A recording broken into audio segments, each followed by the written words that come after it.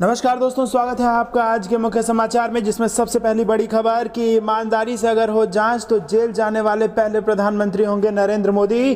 PM Modi पर अलका लांबा ने साधा निशाना। दूसरी बड़ी खबर में जिक्र किसान आंदोलन का, राकेश टिकैत के बाद योगेंद्र यादव का बड़ा बयान, यूपी चुनाव में भाजपा का करना है बंगाल जैसा हाल।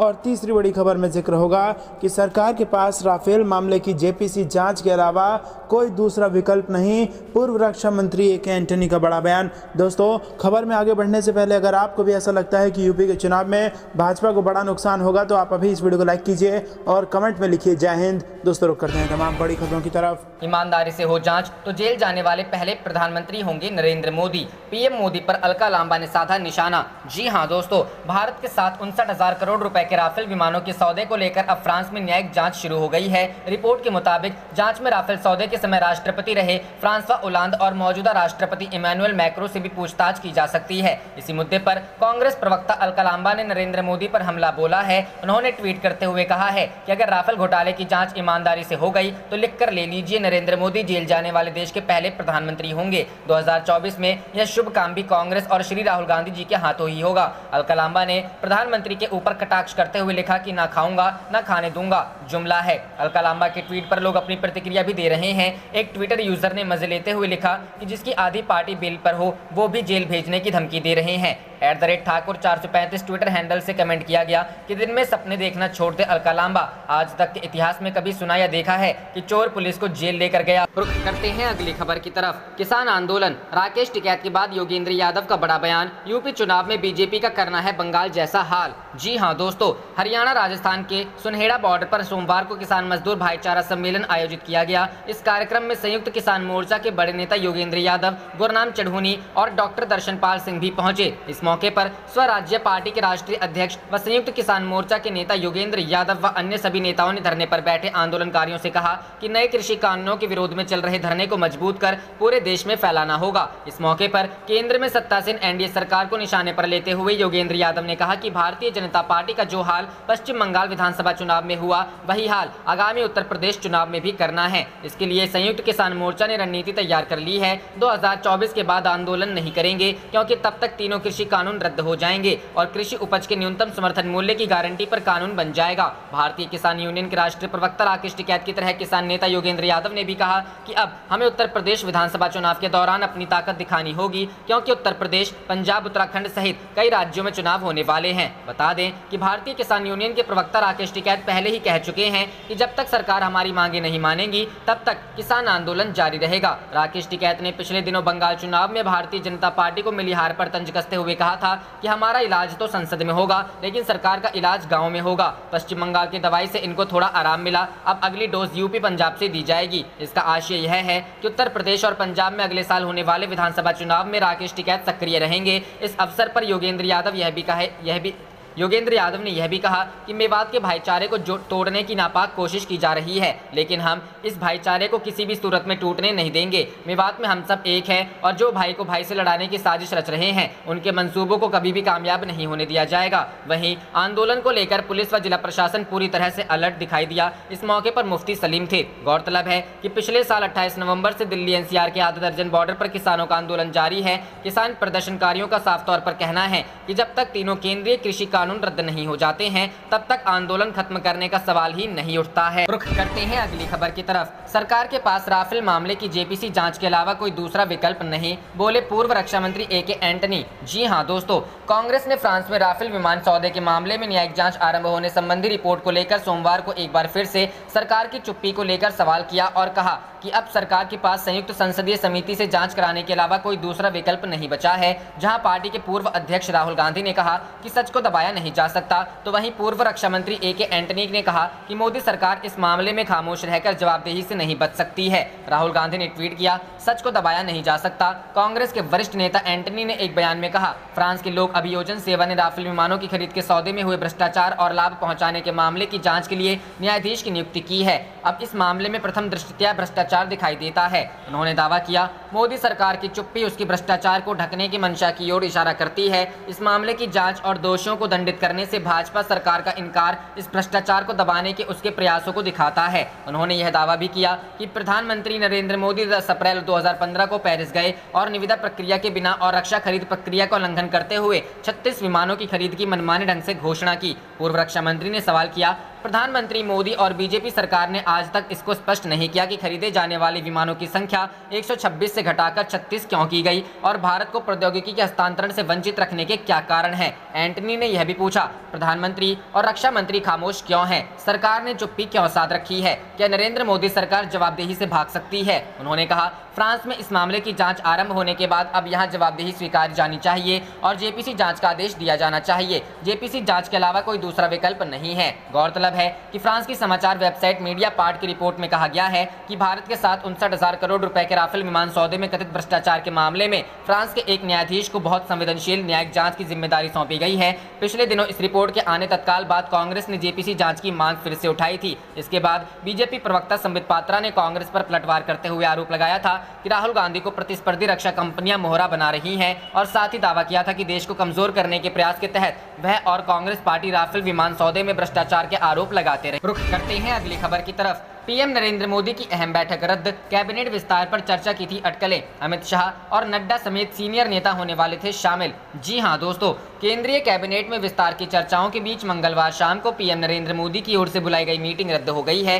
इस मीटिंग में बीजेपी चीफ जेपी नड्डा समेत कई वरिष्ठ केंद्रीय मंत्रियों को बुलाया गया था। शाम को 5 बजे होने वाली इस मीटिंग में कैबिनेट में फेरबदल और विस्तार पर बात होने की चर्चाएं थी। हालांकि अब इस बैठक को ही रद्द कर दिया गया है। सूत्रों के हवाले से यह जानकारी मिली है, इस मीटिंग में मंत्रियों की अब तक की परफॉर्मेंस और भविष्य की योजनाओं को लेकर उनकी ओर से पेश किए गए खाके पर भी चर्चा होने वाली थी। माना जा रहा था कि इस मीटिंग में होम मिनिस्टर अमित शाह, रक्षा मंत्री राजनाथ सिंह, वित्त मंत्री निर्मला सीतारमण समेत कई अन्य केंद्रीय मंत्री जैसे धर्मेंद्र प्रधान, प्रहलाद जोशी, पीयूष गोयल और नरेंद्र सिंह तोमर हिस्सा लेने वाले थे। इससे पहले 20 जून को भी पीएम नरेंद्र मोदी ने मंत्रियों के साथ एक मीटिंग की थी। इस दौरान उन्होंने 2019 से लेकर 2021 तक सरकार के कामकाज को लेकर बात की थी और मंत्रियों का फीडबैक भी लिया था। केंद्रीय कैबिनेट में कुल 79 मंत्री हो सकते हैं, जिनमें फिलहाल 53 ही हैं। इस तरह से 26 नए मंत्रियों के लिए पद खाली हैं। मोदी सरकार के दूसरे कार्यकाल में यह पहला मौका है जब कैबिनेट विस्तार की चर्चा चल रही है। इसकी वजह अगले साल 5 राज्यों में होने वाले चुनावों को भी माना जा रहा है। सूत्रों के मुताबिक बीजेपी चाहती है कि इस विस्तार में क्षेत्रीय और सामाजिक संतुलन को साधा जा सके।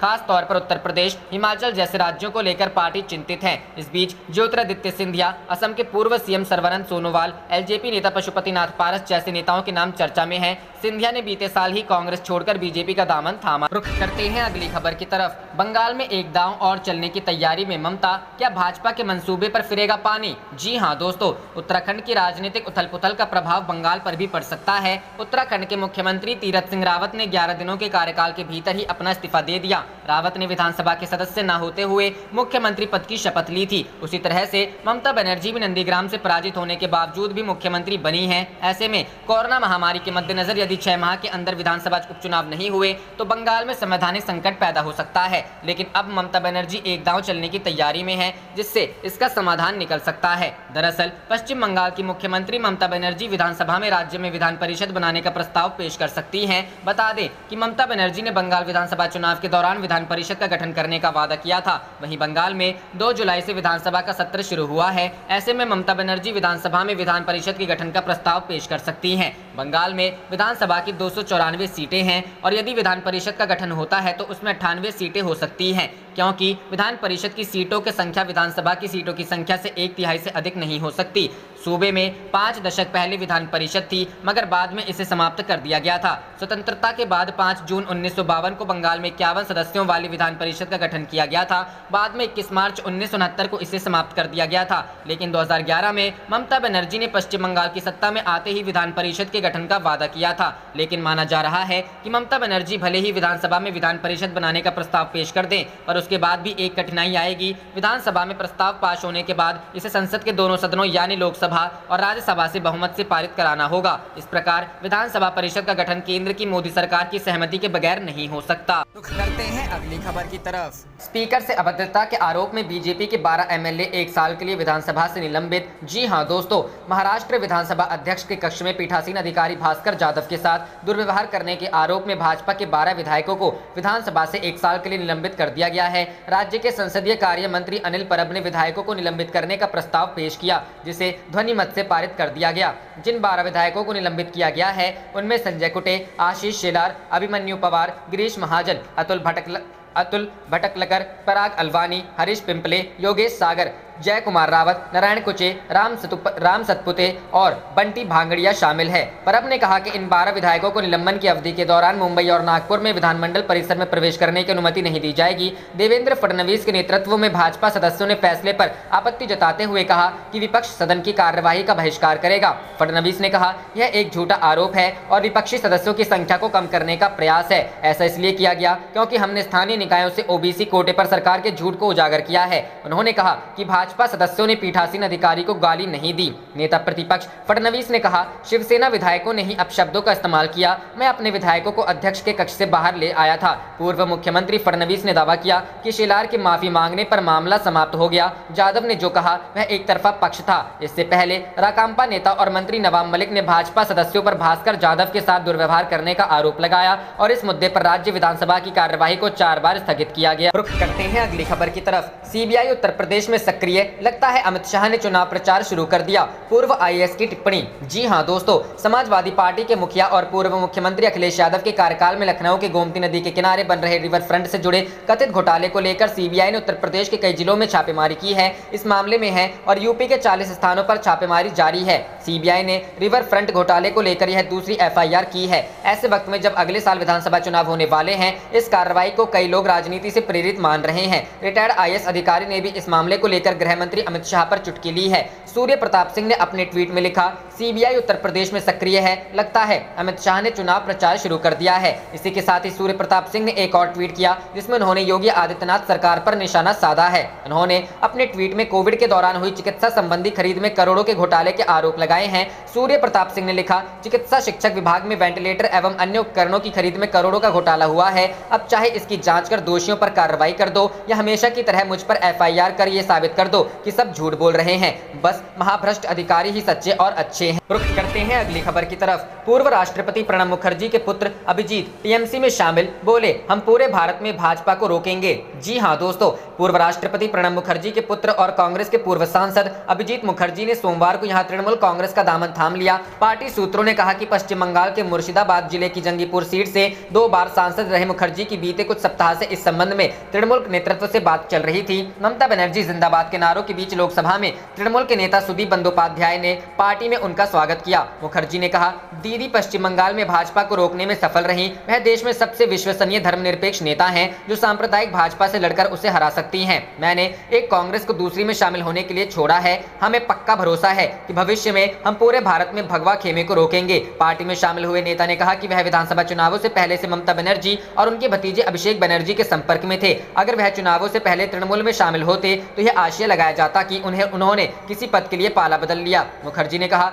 मुझे किसी पद की लालसा नहीं है, मैं एक जमीनी कार्यकर्ता के तौर पर काम करता हूं। यह पार्टी पर है कि वह किस तरह मेरा उपयोग करती है। मेरे पास कांग्रेस में भी कोई पद नहीं था। तृणमूल महासचिव पार्थ चटर्जी ने कहा कि पार्टी को उम्मीद है कि अभिजीत मुखर्जी की राजनीतिक कुशाग्रता और दूरदर्शिता भविष्य में जब भाजपा मुक्त भारत सुनिश्चित करने में हमारी मदद करे। रुख करते हैं अगली खबर की तरफ। 14 जुलाई को गाजीपुर बॉर्डर जाएंगे किसान। जी हां दोस्तों, भारतीय किसान यूनियन के राष्ट्रीय आह्वान पर जिला अध्यक्ष सतविंदर सिंह कहलो की अध्यक्षता में मंडी समिति स्थित कृषक विश्राम गृह में पंचायत हुई, जिसका संचालन प्रदेश सचिव वेद प्रकाश शर्मा ने किया। पंचायत को संबोधित करते हुए प्रदेश प्रमुख महासचिव एवं प्रभारी बरेली मंडल ब्रजेंद्र सिंह यादव ने कहा कि कृषि कानूनों के खिलाफ चल रहा आंदोलन लगातार जारी रहेगा। जब तक कानून वापस नहीं होगा तब तक किसानों की घर वापसी नहीं होगी। यह भी तय किया गया कि जिले से बड़ी संख्या में किसान दिल्ली गाजीपुर बॉर्डर पर रवाना होंगे। जिला अध्यक्ष सतविंदर सिंह कहलो ने कहा कि 14 जुलाई को जिले से बड़ी संख्या में किसान ट्रैक्टर, ट्रॉली एवं कारों से गाजीपुर बॉर्डर के लिए रवाना होंगे, जिसके लिए तैयारियां की जा रही हैं। प्रदेश सचिव वेद प्रकाश शर्मा ने कहा कि सभी कार्यकर्ता एवं पदाधिकारी आपस में मिलजुल कर कार्य करें। इस मौके पर नागेंद्र सिंह, मंजीत सिंह, प्यारे लाल वर्मा, निर्मल भोजवाल, धर्मेंद्र कुमार गुप्ता समेत बड़ी संख्या में किसान नेता उपस्थित रहे। रुख करते हैं अगली खबर की तरफ। आईटी एक्ट की धारा 66A रद्द होने पर भी मुकदमे दर्ज होना शॉकिंग, परेशान करने वाला। Supreme court. जी हां दोस्तों, सुप्रीम कोर्ट ने आईटी एक्ट की धारा 66A रद्द होने के बाद भी मामले दर्ज होने को लेकर नाराजगी जताई है। सुप्रीम कोर्ट ने धारा 66A रद्द करने के बाद भी मुकदमे दर्ज करना चौंकाने वाला, आश्चर्यजनक और परेशानी भरा बताया है। सुप्रीम कोर्ट ने कहा कि यह बेहद हैरानी भरा मामला है, हम इसको लेकर कोई कदम उठाएंगे। सुप्रीम कोर्ट ने केंद्र सरकार को नोटिस जारी कर जवाब मांगा है। यह जवाब 2 हफ्ते में देने को कहा गया है। याचिकाकर्ता पीयूसीएल की ओर से पेश याचिका को लेकर सुप्रीम कोर्ट ने यह प्रतिक्रिया दी। सुप्रीम कोर्ट ने 24 मार्च 2015 को अदालत द्वारा असंवैधानिक घोषित सूचना प्रौद्योगिकी अधिनियम की धारा 66A के तहत FIR दर्ज करने के खिलाफ सभी पुलिस थानों को सलाह जारी करने की मांग वाली याचिका पर सुनवाई की। याचिका में कहा गया है कि सुप्रीम कोर्ट केंद्र सरकार को निर्देश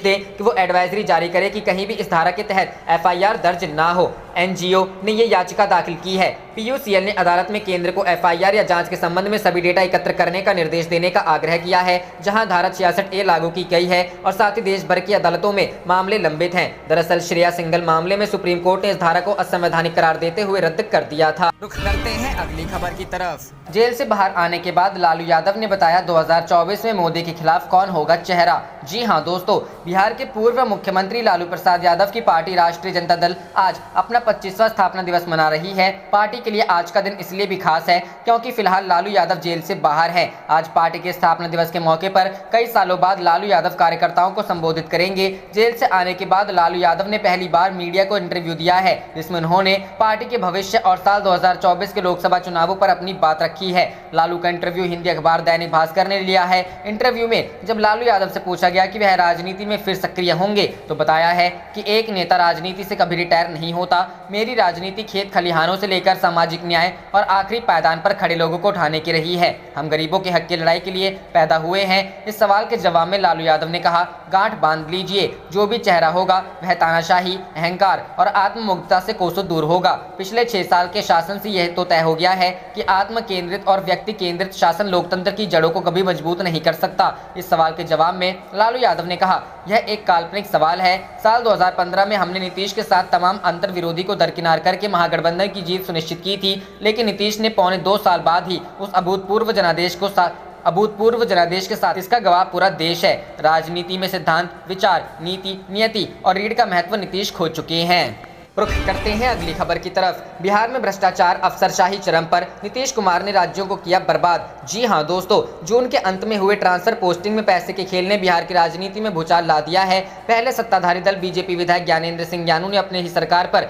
और बीजेपी कोटे से मंत्रियों पर पैसे के लेन देन का बड़ा आरोप लगाया था। वहीं इसके बाद बिहार सरकार में जेडीयू कोटे से मंत्री मदन सहनी ने इस्तीफे की पेशकश कर दी थी। अब मदन सहनी के समर्थन मंत्री नीरज कुमार बबलू आ गए हैं। इसी बीच राज्य के कई मंत्री विधायक अब खुलकर बोल रहे हैं कि राज्य में अफसरशाही हावी है। बिहार सरकार में सब ठीक नहीं। अब इस मामले में नेता प्रतिपक्ष तेजस्वी यादव ने कहा कि ये बात हम पहले से ही कहते आ रहे हैं कि बिहार सरकार में सब कुछ ठीक नहीं है। अब ये बात सत्ताधारी दल के विधायक भी कह रहे हैं। राज्य में अब अफसरशाही हावी है, जिस वजह से भ्रष्टाचार और अपराध भी बढ़ रहे हैं। राज्य के हालात ऐसे हैं कि सत्ताधारी पार्टी का एक विधायक ये कह रहा है कि उसकी जान को खतरा है। उन्होंने आगे कहा कि बीजेपी के विधायक 80% मंत्रियों को दागी बता रहे हैं, जबकि जेडीयू के एक मंत्री इस्तीफा देने की पेशकश करते हैं। इस दौरान वो कहते हैं कि अधिकारी हमारी बातों को नहीं मानते हैं, जिस वजह से हम काम ही नहीं कर पा रहे हैं, क्योंकि अफसरशाही पूरी तरह से चरम सीमा पर है। मुख्यमंत्री के जितने भी प्रधान सचिव हैं सभी भ्रष्टाचार में लिप्त हैं, उनकी संपत्ति की जांच करानी चाहिए। वहीं बिहार सरकार पर हमला बोलते हुए नेता प्रतिपक्ष ने कहा कि राज्य में ये सब क्या हो रहा है, ऐसे सरकार नहीं चलती है।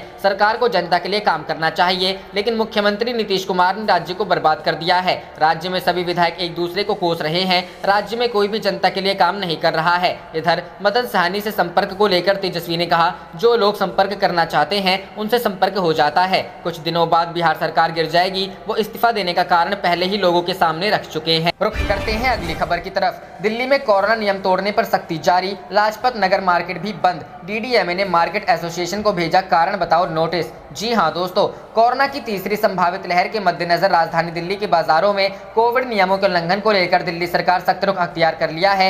एक के बाद एक लगातार बाजारों को बंद किया जा रहा है। वहीं पुलिस भी कोरोना नियम तोड़ने वालों के खिलाफ सख्त रवैया अपना रही है। दिल्ली में कोविड-19 महामारी की स्थिति में सुधार के मद्देनजर मॉल, बाजार और अन्य व्यापारिक प्रतिष्ठानों के खुलने के साथ ही जिला प्रशासन ने अधिक संख्या में एनफोर्समेंट टीमों को तैनात किया है तथा कोविड-19 नियमों के उल्लंघन को लेकर ज्यादा चालान काटे जा रहे हैं। दिल्ली आपदा प्रबंधन प्राधिकरण ने सोमवार को लाजपत नगर बाजार को बढ़ती भीड़ और कोविड नियमों के उल्लंघन के बाद बंद कर दिया है। यह बाजार अगले आदेश तक बाजार बंद रहेगा।